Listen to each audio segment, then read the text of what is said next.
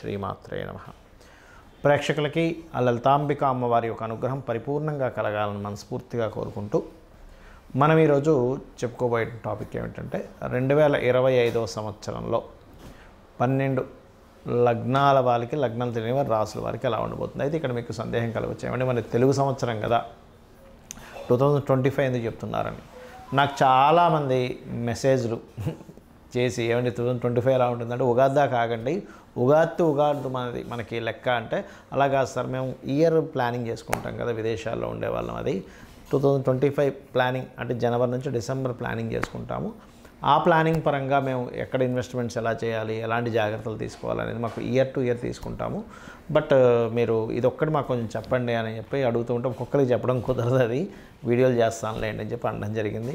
కాబట్టి ఈ 2025 యాక్చువల్గా అయితే మళ్ళీ చెప్తున్నాను, గుర్తుపెట్టుకోండి, మనది కేవలం ఉగాది నుంచి ఉగాది కొత్త సంవత్సరం. అంటే ఇది ఇంగ్లీష్ రిలేటెడ్. ఇంగ్లీష్ అంటే మనకి బయట దేశాల్లో ఉన్నటువంటి సంస్కృతి ఇది, కాకపోతే మనది మాత్రం ఉగాది నుంచి ఉగాది. మళ్ళీ చెప్తున్నా, మళ్ళీ మరోలా అనుకోకండి. అయితే ఇక్కడ మనకి ఈ సంవత్సరం 2025లో ఎప్పుడెప్పుడు ఏ గ్రహాలు మారుతున్నాయి, మేజర్ ప్లానెట్స్ తీసుకోవాలి మనం. ఇక్కడ శని భగవానుడు మార్చ్ ఎండింగ్లో మీనంలోకి వెళ్ళిపోతున్నాడు. అలాగే ఈ రాహువు, కేతువు, గురువు గుర్తుపెట్టుకోండి. ఈ గురువు వృషభం నుంచి మిథున రాశిలోకి మే 15వ తేదీ మారుతున్నాడు. ఈ రాహుకేతువులు మే 30వ తేదీకి మారిపోతున్నారు.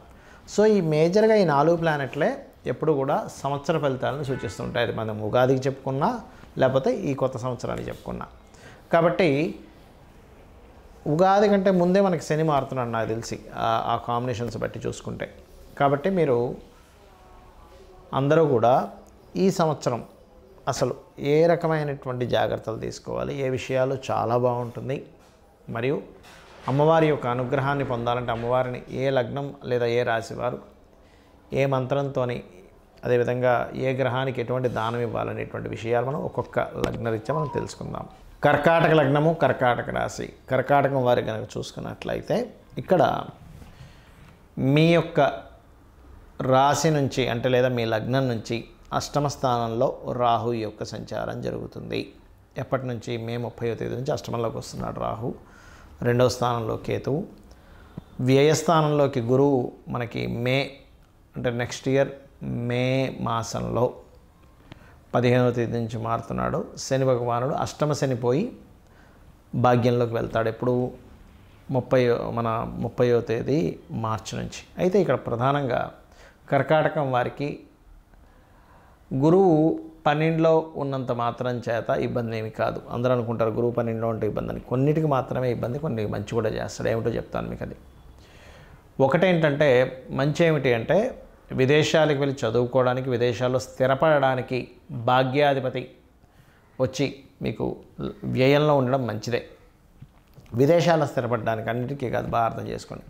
కానీ అదే భాగ్యాధిపతికి షష్టమాధిపత్యం కూడా వచ్చింది కాబట్టి ఎవరికైనా మీరు అప్పులు ఇచ్చే విషయంలో మన తోబుట్టు వరుస వాళ్ళకి, బంధువర్గం వాళ్ళకి అప్పులు ఇచ్చేటప్పుడు కొంత జాగ్రత్తగా ఉండండి.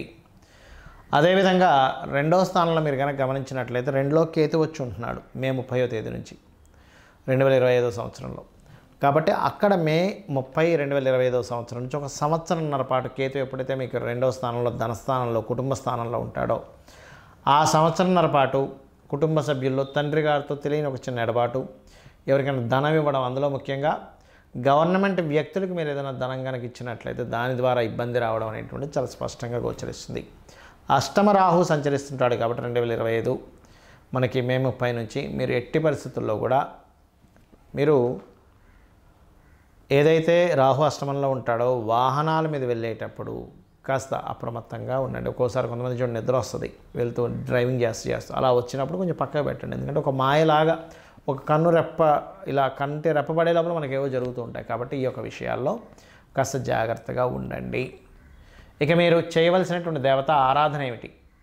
మరి ఫైనాన్షియల్గా బాగా గ్రోత్ పెరగాలంటే ఏం చేయాలి? గణపతి ఆరాధన చేయండి. 2లో కేతు ఉన్నాడని చెప్పుకున్నాగా. మరి మా ఆకస్మికమైనటువంటి సంఘటనల నుంచి బయటపడాలంటే దుర్గానామాన్ని చేయండి.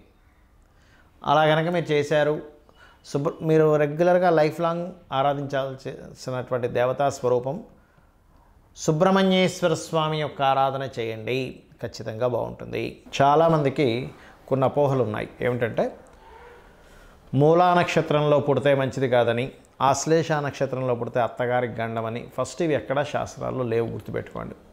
శాస్త్రపరంగా ఆశ్లేష నక్షత్రానికి అత్తగారి గండము లేదు, మూలా నక్షత్రంలో పుడితే ఇబ్బంది ఏమీ లేదు. మూలా నక్షత్రం సరస్వతీదేవి నక్షత్రం. ఆశ్లేష నక్షత్రంలో పుడితే అద్భుతమైన తెలివితేటలు ఉంటాయి వాళ్ళకి, గుర్తుపెట్టుకోండి. మంచి తెలివితేటలు అయిన వాళ్ళు ఉంటారు. ఎందుకంటే చంద్రుడు మూన్ బుధ నక్షత్రంలో ఉన్నాడు. ఇది మీరు అర్థం చేసుకోవాలి. మూలా నక్షత్రంలో పుట్టిన వాళ్ళకి ఆధ్యాత్మిక యోగం కూడా బాగుంటుంది. తల్లిగారు మంచి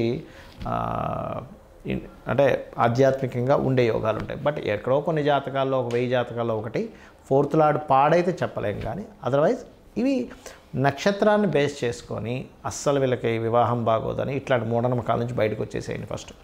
ఇక రెండవది, జ్యోతిష్శాస్త్రంలో లేనటువంటి కొన్ని విషయాలు ఎవరో జొప్పించి అనవసరంగా భయభ్రాంతులను చేస్తున్నారు. అవేమిటి అంటే ఏలినాటి శని వస్తే ఏమీ అవ్వదు, ఏ పని జరగదు అనుకుంటారు. తప్పు. ఏలినాటి శని వస్తే మీకు కొంచెం ఒక పనిని 4 సార్లు చేయాల్సి వస్తుంది అంతే. ఎందుకంటే నేను మీకు గతంలో ఒక 10 ఏళ్ల క్రితం కూడా కొన్ని వీడియోలో చెప్పాను. ఏమండి, సీనియర్ ఎన్టీఆర్ గారు ఏలినాటి శనిలోనే సీఎం అయ్యారు.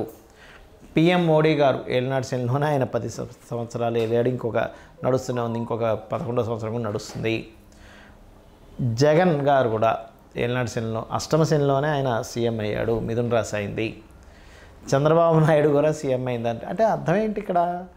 ఏలినాటి శని సీఎంలు అవ్వడానికి, పిఎంలు అవ్వడానికి, ఉద్యోగాలు రావడానికి, పెళ్ళిళ్ళు అవ్వడానికి, అదేవిధంగా రకరకాలు మనం చూడండి ఇట్లాంటి వాటికి ఎక్కడా కూడా ఇబ్బందిని ఇవ్వడు ఏలినాటి శని. మరి ఏం చేస్తాడండి? శ్రమనిస్తాడు. మనం కష్టపడుతున్న అవతల వాళ్ళు గుర్తించట్లేదని ఒక బాధ ఇస్తాడు ఏలినాటి శని. అరే నేను ఇంత మంచి చేస్తున్నానే అంటే ఏమిటి? రియలైజేషన్ కావాలి మీకు. నువ్వు ఎవరో గుర్తించాలని నువ్వు పని చేయకు. నీ పన్ను, నీ కర్మ నువ్వు చేసుకుంటూ వెళ్ళిపో. దానికి సంబంధించినటువంటిది ఏదైతే రిజల్ట్ ఉందో నాకు వదిలే అంటాడు శ్రీకృష్ణ పరమాత్మ. అలా ఏంటంటే మన కర్మ మనం చేసుకుంటూ వెళ్ళిపోవాలి ఏలినాటి శని టైంలో. ఇంకొక మూఢనమ్మకం ఉంది అందరికీ, కాలసర్పదోషము.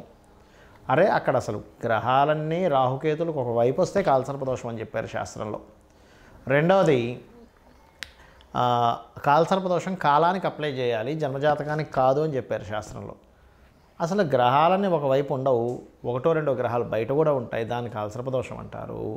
ఆ కాలసర్పదోషం ఉందని రకరకాల భయభ్రాంతులు చేయడం, ఇది అసలు కరెక్ట్ కాదు, గుర్తుపెట్టుకోండి. జ్యోతిష్ శాస్త్రంలో ఇవి కాదు. ముఖ్యంగా ఇవి ఉన్నాయి, కొంత పర్సెంటే దీని ప్రభావం. ఏలినాటి శని వస్తే కొంత శ్రమ ఉండడం, మనిషికి బద్ధకం రావడం, ఇవి ఉంటాయి. బద్ధకించకుండా, నిద్రపోకుండా మనం పని చేయాలి. కాలసర్పదోషం ఉంటే నేను ఇప్పటికీ చాలాసార్లు చెప్పాను, 140 మంది ప్రెసిడెంట్లు జాతకాలు చూశాను. 140 మంది ప్రెసిడెంట్లకి కాలసర్పదోషం ఉంటే వాళ్ళ దేశాలు నేలేరు అని చెప్పారు. సో ఫస్ట్ మీరు మైండ్లో నుంచి దాన్ని తీసేసేయండి దయచేసి. ఇది కాదు అసలు మీ లగ్నం ఎంత స్ట్రెంత్గా ఉంది, లగ్నం ఎందుకు మీకు ఇది అవ్వలేకపోతుంది, మీ లగ్నాధిపతి ఎవరు, దాన్ని స్ట్రెంత్ చేసుకోండి. ఆ గ్రహం దగ్గర దీపారాధన చేయండి. మీ ధనాధిపతి ఎవరు, లేదా అమ్మవారి యొక్క నామం చేసుకోవడం. ఓం సంపత్కరీ సమారూఢ సింధుర వ్రజ సేవితాయ నమః నామం భక్తి శ్రద్ధలతో చేయండి. ఎందుకు ఇవ్వదు అమ్మవారు? ఖచ్చితంగా మీరు నామం చేస్తున్నారంటే ఒక్కొక్క అక్షరము పలికేటప్పుడు మీ ముందునే ఉంటుంది, గుర్తుపెట్టుకోండి. మీ కళ్ళ ముందే ఉంటుంది అమ్మవారు, అర్థమైందా? అలాగే సిబ్లింగ్స్తో ఏదైనా గొడవలు వస్తాయి, 3వ అధిపతి ఎక్కడో పాడయ్యాడు, కుజుడు ఎక్కడో పాడై ఉంటాడు. అంతేగాని సిబ్లింగ్స్తో గొడవైనా ఏలినాటి శని. ఒక గృహం కట్టుకోలేకపోతున్నట్టే 4వ అధిపతి ఎక్కడ ఉన్నాడు, ఎలా ఉన్నాడని చూడాలి. అంతేగాని ఇక్కడ ఎలా ఉంటుందంటే ఒక వ్యక్తికి చూడండి, మోకాలకి దెబ్బ తగిలింది అనుకోండి, జ్వరం వచ్చిన మోకాలు దెబ్బ తగిలింది కాబట్టి జ్వరం వచ్చిందండి. థైరాయిడ్ వచ్చిన మోకాలకి దెబ్బ తగిలింది కాబట్టి థైరాయిడ్ వచ్చిందండి. కళ్ళు మసకబారుతున్నాయంటే మోకాలకి దెబ్బ తగిలింది కాబట్టి మసకబారుతున్నట్టుగా ఉంటుంది పరిస్థితి. కాబట్టి అది కాదు, శాస్త్రం అది కాదు, గుర్తుపెట్టుకోండి. మీ అధిపతి మీ లగ్నం నుంచి ఎన్నో అధిపతి ఎలా ఉన్నాడు దాన్ని బట్టి మీకు ఇబ్బంది అనేటువంటిది మీ పూర్వజన్మ కర్మ వల్ల వస్తుంది. ఆ కర్మను తొలగించుకోవాలి. ఇంకొక మూఢనమ్మకం, అన్నిటికంటే పెద్ద మూఢనమ్మకం ఉంటుంది, గుర్తుపెట్టుకోండి. మీరు చేసినటువంటి కర్మలు అంటే మీరు నేను అందరం గుర్తుపెట్టుకోండి, మనందరం చేసినటువంటి కర్మల ద్వారా మనం అనుభవిస్తుంటాం ఈ జన్మనెత్తి. ప్రతి జీవి కూడా దీన్ని తీసుకెళ్ళి దేవుడికి అంటగడతాం. ఎట్లాగా? దేవుడు లేడు, దేవుడు ఉంటే నాకు ఇన్ని కష్టాలు వస్తాయా? ఇప్పుడు ఒక టీచరు చక్కగా క్లాసులో ఉన్న 50 మందికి క్లాస్ చెప్పింది, తర్వాత ఎగ్జామ్ పెట్టింది. వీడు సరిగ్గా టీచర్ చెప్పింది వెనక సరిగ్గా రాయకపోతే టీచర్ చెప్పనట్ట, టీచర్ లేనట్ట. నువ్వు చేసినటువంటి కర్మకి నువ్వు అనుభవిస్తున్నావు. అది మంచి కావచ్చు, గుడ్ ఆర్ బ్యాడ్. గుడ్ అయినా మీ కర్మే, గుర్తుపెట్టుకోండి. మీకు ఒక బాగా కలిసి వచ్చిందన్నా మీ కర్మే, మీకు ఇబ్బంది పడుతుందన్నా మీ కర్మే. మరి దేవుడు ఎందుకు అంటే, చిన్న ఎగ్జాంపుల్తో చెప్పి నేను ముగిస్తాను, గుర్తుపెట్టుకోండి. ఒక పిల్లవాడు స్కూల్కి వెళ్తున్నాడు రోజు. అక్కడ ఒక వీధిలో కుక్క ఉంది. ఆ కుక్క వెంటపడ్డము అరవడమో చేస్తుంటే వీడికి భయపడుతున్నాడు. స్కూల్కి వెళ్ళలేకపోతూ భయపడుతూ రావడం. అమ్మకి చెప్పాడు, అమ్మ నేను స్కూల్కి వెళ్ళాలి కానీ రోజు అక్కడ ఒక కుక్క ఉంది అన్నప్పుడు అమ్మ ఏం చేసిందంటే, ఏం కాదురా నేను ఉన్నాను పద అన్నది. లేదా ఒక బెత్తం ఇచ్చింది చేతికి, ఒక కర్ర ఇచ్చింది. అరే ఆ కుక్క ఏదైనా వస్తే కర్రతో ఇలా పారిపోద్దని. అప్పుడు అమ్మ పక్క నుండి నడిపిస్తున్నప్పుడు వీడు స్కూల్కి వెళ్ళడము అక్కడ ఆగలేదు, కుక్క అక్కడే ఉంది. కానీ పక్కన ఎప్పుడైతే అమ్ముందో ఏం జరిగింది, మీకు ధైర్యం ఉంది. అంటే మీరు ఎప్పుడైనా అమ్మవారి ఆరాధన, భగవత్ నామస్మరణ రెగ్యులర్గా చేస్తూ ఇంట్లో సూర్యోదయానికి ముందే దీపారాధన చేయడము, అదేవిధంగా రెగ్యులర్గా ఆలయాలకు వెళ్ళడం చేసినప్పుడు ఏమవుద్దంటే, మీ కర్మలు ఎలా ఉన్నా మీరు ధైర్యంగా దాన్ని ఎదుర్కోగలుగుతారు. కాబట్టి ఎన్ని పనులున్నా ఏమైనా ఒకటే గుర్తుపెట్టుకోండి, అమ్మవారిని ఆరాధన చేయాలి, రోజు లలితాసహస్రనామాలు చదువుకోవాలి. లేకపోతే మీ ఎవరైనా సరే అంతా ఒకటే గుర్తుపెట్టుకోండి. శివుడు వేరు, నారాయణుడు వేరు, అమ్మవారు వేరు, ఇవన్నీ పిచ్చి మాటలు అన్నమాట. అంతా ఒకే బ్రహ్మం, ఒకే ఈశ్వరుడు ఇన్ని రూపాలుగా ఉన్నాడు అనేటువంటిది అర్థం చేసుకుంటూ మీ అందరూ కూడా ఈ 2025వ సంవత్సరం అమ్మవారి అనుగ్రహంతో బాగుండాలని మనస్ఫూర్తి కోరుకుంటూ శ్రీమాత్రే నమః.